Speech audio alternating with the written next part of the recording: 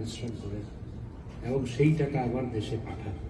এই জন্য আমি দেশের মন্ত্রী হিসেবে কৃতজ্ঞতা জানাচ্ছি, একজন বাঙালি হিসেবে, বাংলাদেশি হিসেবে আপনাদের প্রতি কৃতজ্ঞতা জানাচ্ছি।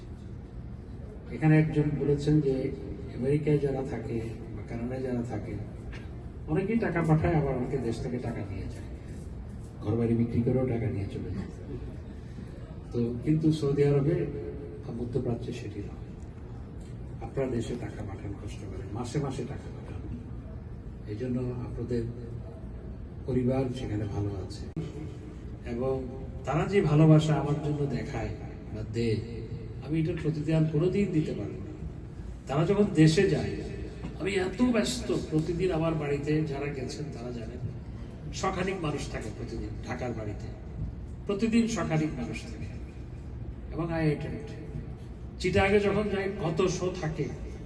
যেদিন আমি সার্কিট হাউসে যাই, সার্কিট হাউসের কর্মচারীরা বলে যে সার্কিট হাউসে স্যার আপনি আসলে আমাদের অসুবিধা হয়, কারণ এত ব্যস্ততা। আমি সাধারণত সার্কিট হাউসে যাই না, আমার বাসাতেই আমি সবার সাথে সাক্ষাৎ করি।